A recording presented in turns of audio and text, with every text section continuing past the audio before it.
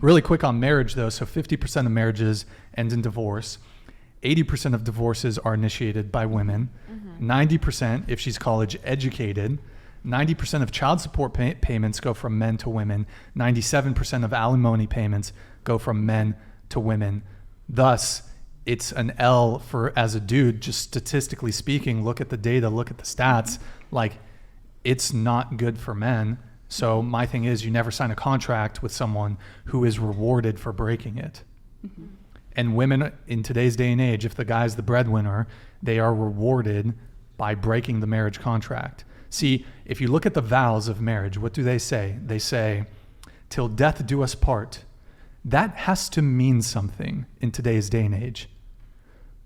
But it ain't the case. If I do marry a girl, which I think is unlikely, I'd have to meet someone quite exceptional, it has to be till death do us part. There is no divorce. So like to me, like I'd have to be so certain. And even then, how many people get married and they're like, this, I'm sure this is going to work, and it doesn't. So even just off that alone, I'm not particularly inclined to go through with it. But your words have to mean something. Till death do us part has to mean something. And frankly, in today's day and age, it doesn't. Can I grab more water? Is that okay? Yeah, Eric, if you can grab her a little water, por favor. What's up? Oh, were you going to cook, Kiara? It's hard to dispute that.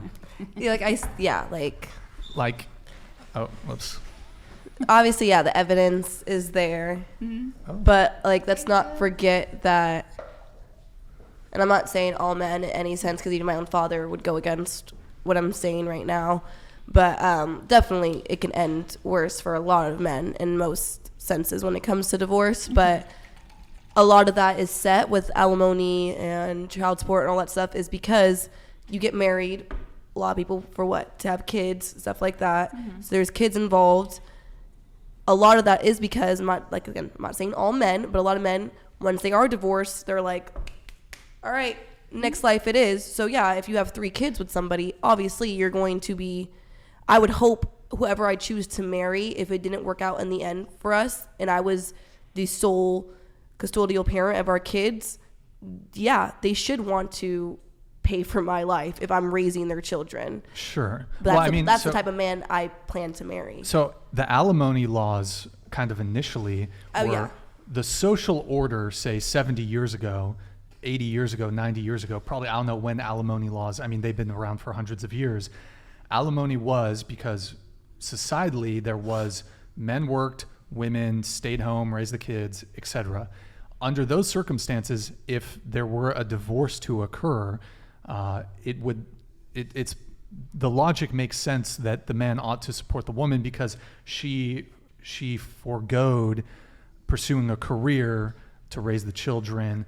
But nowadays, if a woman has a career and she does have the means to be economically productive, should she still be owed alimony? But is she even? I mean, if she's the breadwinner, she's not going to be getting alimony. You're correct in that, but and it's also like, I mean, I'm not saying they should have to do this, but like, why are men getting married then if they know that this is all these facts are in place? Because get a prenup. You know, like prenups get thrown out, and a lot of men are blue-pilled when it comes to. Can you guys elaborate on this blue-pilled that you guys keep saying? We don't have to go into that, but basically, it's like this Disney idea. It's this Disney idea of romance that it's all gonna work out, and she's the one, and then happily ever after. However, and I encourage all men who are watching this, go to your local courthouse and go watch the family court proceedings for a couple hours. Go do it maybe once a year, just to remind you, like, the divorce proceedings, the child custody proceedings are the most. I had a litigation thing I was involved in, and it's just, it's brutal. It's brutal, the divorce proceedings. You have, especially if there's a kid involved, it's honestly sad when there's kids involved. So I think marriage is an L. And the thing is that I'd say women disproportionately initiate divorce more often because divorce outcomes disproportionately favor women. Marriage can be an L, but I feel like that standpoint or statement could be harmful in the sense too, where if not marriage being an L, I feel like in the generation or day and age we are now, is more people popping out kids without being married and stuff. Like, it's nothing. There's a lot of things that go into divorce, but I don't care what you say. A piece of paper is not going to be as much as flesh and blood that you're popping out together.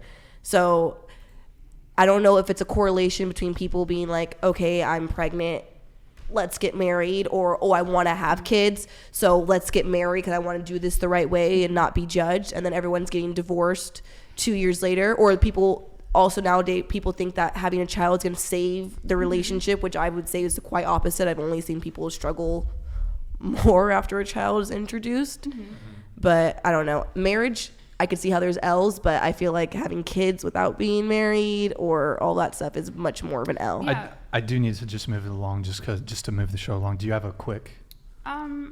So everyone on this panel, well, I don't think anyone said they didn't want to be married besides Brian. I don't really have a lot of interest you said you don't in have it, a preference, yeah. right? Show of Yeah. hands. Yeah, so you said you don't have a preference. So it's like majority of women want to get married, but men are starting to figure out that the divorce courts are against them, and marriage is at the lowest it's ever been in recorded history. It's only 6 per 1,000 people. So it's like what would help the next generation, which would be like the children that we would hope to have, would be having an intact 2-parent household. But it doesn't seem like more people are doing that. It seems like we're shifting into baby mamas, baby daddies, and co-parenting. And I mean, we don't know if that's traditionally worked. We know that it has traditionally not worked, but moving forward, it could be different. I'm not sure. I know in the Black community, Black fathers are the most involved fathers per the CDC. They've come out and they've said this, but I don't know how that's going to be for the rest of society when it comes to co-parenting. So it's like we want this thing, but it's really hard to get this thing. And then when we as women get this thing, we leave 80% of the time. And that's a reference range. It's 65 to 90, but that just means that women majority of the time file for divorce. There's reasons for that. I just think that we often pretend like the family courts have nothing to do with it when you're more likely to get the alimony and the child support. Now, child support women are gonna get it more because of custody, right? Women get awarded custody more. You're right about alimony, right? That comes down to an income difference. But it's like we're defaulting it to the woman, you know what I mean? So we want this thing marriage, but we're not doing it well as women, and we're not requiring it for sexual access either. So that's pretty much the whole kit and caboodle on that. Okay. Did anyone have any input they want to add to this? I agree. I'm ready for a new topic. Yeah. Yeah, we could, yeah. Let's do something new and Yeah.